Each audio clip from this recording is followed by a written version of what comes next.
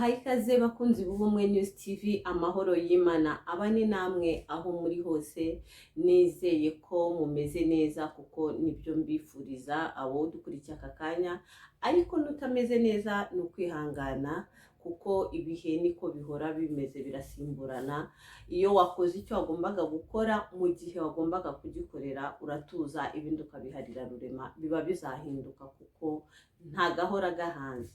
Hanyuma rero uyu munsi mfite insanganyamatsiko nshaka ko tuganiraho. Ni insanganyamatsiko iri muri sosiyete yacu ariko ikomeye kuvugwaho, akenshi bamwe banagaragara ko itumvikana, nta byo kwivugaho ariko nyamara bihari.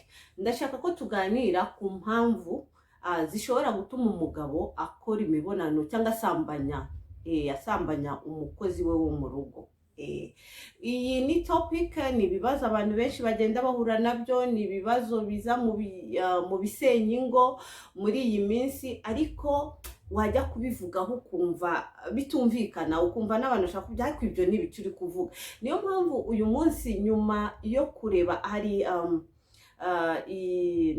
ni tuganiro tw'uruhererekane duca ku Ubumwe News TV, ndumva abakunzi bacu benshi barabanje kutubona, ndetse nawe ugiye kureba iki kiganiro utarakora subscribe, nagusaba kugira ngo ubanze ukore subscribe, ukore no kuri notification kugira ngo ibiganiro byacu nibizajya biza igishyashya kigezeho cyose bakwereke ko kigezweho, hanyuma ujye kukireba.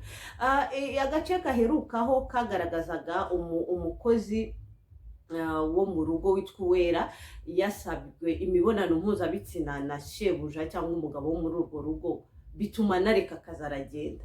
Aho ahantu hirya no hino hahuriye abantu benshi baganira ati no ubundi umukozi, abagabo babaye bate, umugabo uryamana n'umukozi. Hanyuma rero nubwo nza kusangiza ubushakashatsi bwakozwe ndetse n'ubuhamya bw'abagabo basambanyije abakozi, mu by'ukuri icyo nshaka kuvuga ko ku gitekerezo cyanjye, icya mbere cyo umukozi nyine ni umuntu nkawe, ni kiremwa, ni umuntu nkawe. Still urumva ko ari umuntu uciriritse cyane kuko akora mu rugo rwawe none, ariko ni mabuja nawe ku wundi muntu, ni mama nko kuri mama nawe mu rundi rugo, ni umwana wa runaka wubashywe nk'uko nawe wubashywe ku rwego rwawe. Rero ku giti cyanjye, icya mbere numva igikanganye cyane atari kuvuga yaryamanye n'umukozi, nibisanzwe ubwo waryamanye n'umukozi, igihari kinini nuko yaba yasambanye gusa, naho kuvuga ngo n'umukozi nagasuzuguro n'ibindi byose ni urwego rumwe. Rero icya mbere rero nagiraga ngo tuganireho ni impamvu, kuko umwe hari umuntu ushobora kumva ati iki si n'ikintu twaganiraho, impamvu se niye mpamvu yatuma umugabo aryamana n'umukozi. Nyamara birakorwa, umwe, babiri, batatu, bane, batanu, hari n'ubyemera ko bishoboka, ariko nawe bimubaye akavuga yuko kumana yanjye uko umugabo namutanganye umukozi, akumva nkaho nyine mbese nka icitse amabere kuko bimubayeho, ariko mu bitekerezo bye atarigeze kubyiyumvisha. Rero icya mbere cyo, mbere yuko njya no mu cyegeranyo nakoze none, nuko numva ku giti cyanjye ni kimwe, umugabo waryamanye n'undi muntu uko yagenda akajya gusambana n'undi ni kimwe rero n'uwo mukozi, kuko nawe ni kiremwa nkawe. Hanyuma rero none nifashishije urubuga rwitwa Nairaland, harimo umugabo witwa Johnson wakoze ubushakashatsi, icyegeranyo mbese agaragaza impamvu aba bagabo batanze zishobora gutuma aryamana n'umukozi wo mu rugo rwe. Impamvu ya mbere rero, uyu mugore yanze ko bakora imibonano mpuzabitsina. Hari igihe akenshi abantu cyangwa abagore mubizi cyangwa tubizi cyangwa abagabo babizi nyine bubatse, ushobora gushaka gukora imibonano mpuzabitsina kubera impamvu ABCD, izo nazo sindi buzigeho, ni ikindi kiganiro ku ruhande, ariko umugore akumva akakubwira ati ntabwo none bikunda kubera impamvu zitandukanye. Wenda sinumva ntabyo nshaka, wenda ndumva ndwaye, wenda ntiwamuteguye, wenda mufitanye ibibazo aragira ngo bibanze bikemuke, wenda.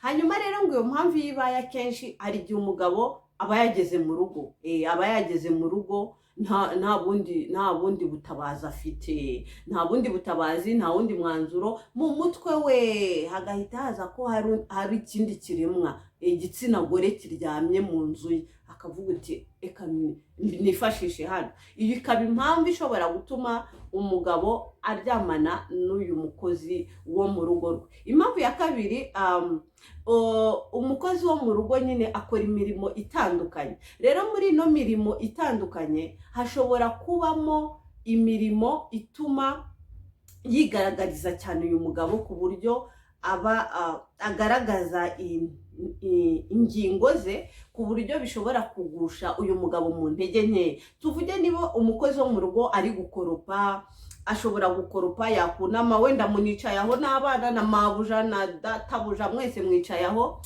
ariko umugabo akareba intege, akavuga ati uyu mugore ameze neza, uyu mukobwa ameze neza. Cyangwa tuvuge agahanagura nko hejuru, ashobora kugenda agahanagura, yajya guhanagura wenda akagaragaza nk'amabere atari nabyo yaragendera, ariko kubera imirimo akora amabere yakaba yagaragara mu kwaha, akazamuka, wenda umwenda yambaye utari muremure cyane bikaba no mu nda hagaragara, umukondo ukagaragara. Birashoboka cyane kubera aba ari mu mirimo nyine itandukanye. Ibi rero bishobora gutuma izi ngingo harimo izibanga zishobora kugaragara. Tuvuge nk'umugore, umukobwa ashobora kuzamuka bigatuma ubona ku nda ye bitewe n'uko ateye, ukareba umukondo we, kuko umugabo nyine ni normal, bishobora gukurura amarangamutima ye, akamushaka, bigatangira kwiyubaka mu mutwe uko abibonye none neje akongera akabibona, bigatuma agira iyo désir sexuel, akagira ubwo bushake bw'imibonano mpuzabitsina kuri uwo mukozi uri mu rugo, bikazarangira nyine abyubatse, akazamusaba iyo mibonano mpuzabitsina. Hanyuma icya gatatu, hariho abakozi bakora imirimo itandukanye. Nari mvuze ku bagore, nanga kwita mbigira topic, ku buryo umuntu ahita yumva ngo yabikoze kubera umugore atakoze iki. Ariko icyo nashakaga kuvuga, hariho abagore badakora imirimo imwe n'imwe, mbese yumva ko afite umukozi akumva birahagije, akumva yego ni umukozi nyine wo mu rugo agomba kunkorera akazi kose. None bigatuma uyu mukozi bisa nkaho yanarengera akagera ku bindi bintu, ku yindi mirimo atagombaga gukora. Nk'umukozi ushobora gusasira umugabo wawe, mukaba wenda muri na kumwe mwese mwicaye, ariko ukamubwira ngo ujya gusasa, akajya gusasa uburiri bwawe n'umugabo, akamufurira amasogisi. Hari n'abagore wenda njya numva ngo ashobora kuba wenda mufurisha iyo myenda y'imbere y'umugabo cyangwa yabo yose, kwa kundi yose iraho ngaho, ari y'umugore ari y'umugabo, byose bikameswa n'umugore, gutera ipasi imyenda y'umugabo, amapantaro. None ibyo bigatuma umugabo ashobora kubona ko uwo mugore, uwo mukozi abereye urugo, aberewe kuba yamubera umugore. None bigatuma ibyo bitekerezo bimuzamo, bikazatuma nyine akomeza n'urugendo rwo kumubaza niyo mibonano mpuzabitsina. Akenshi icya kane, aba bantu baba ari abana bato, baba bakiri batoya ugereranyije. Ni gake cyane usanga mu rugo hakoramo umukozi uruta mabuja wo muri urwo rugo, bibaho. Rero ariko majorite yabo ni abana batoya bakifite ubukumi kurusha nyirabuja nyine, bishobora gukurura umugabo akabona hari ukuntu kunda agaragara nyine birenze, akabona ashobora kuba ariko keza kurusha uwo mugore we. Hanyuma ikindi, aba bantu aba ari ingaragu nyine. Ikindi kibaho, baba bafite akenshi ubukene, baba bafite ubukene, bakeneye aka ku buryo umwongeye na 5 bishobora kumugirira akamaro cyane, akabona ni ikintu kinini cyane. Rero bishobora kubatura mu bishuko, wa mugabo akabyuririraho, akabona uburyo ahita atangira amurebye muri bwa buto bwe, uburyo ari gushibuka, bigatuma umugabo ufite mu bwenge hagufi, afite mu bwenge hatakuze neza, bigatuma ubwenge bwe nyine buganzwa n'irari ry'umubiri bwo gukora imibonano mpuzabitsina, akaba yabyuririraho none yamwereka n'utwo tuntu yamushukisha bikarangira bakoze imibonano mpuzabitsina. Hanyuma ikiza ku mwanya wa gatandatu, ubushakashatsi bwagaragaje abagabo bamwe bakunda umunezero, akumva ashobora gukura umunezero mu kuryamana n'uyu muntu w'umukene w'umunyamubabaro ubabaye, vulnerable, akumva kuryamana n'uyu muntu ufite agahinda w'umukene ari ibintu byiza bishobora kuba bimuzanira umunezero. Nibwo hahandi ujya wumva hari abagabo benshi bafatwa ngo bakoze imibonano mpuzabitsina n'abafite uburwayi bwo mu mutwe, akumva gusa mu mutwe we nabivuze ni mu mutwe hagiye hakura gake gake, atakuze mu kigero cyiza, akaganzwa n'iryo rara kuvuga ati hako wabikora n'uyu nguyu byamera gute, akumva ko hari ikindi kintu byamuhindura juste akaba yabikorera icyo.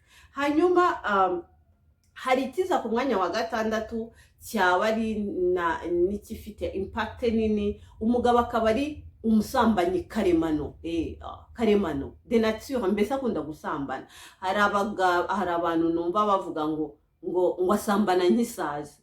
Ntabwo mbizi uko isazi isambana, ariko uburyo babivuga mu Kinyarwanda ubanza bisobanuye ko isazi isambana cyane, kwa kundi guru kubanza igenda isambana, ntabwo mbizi.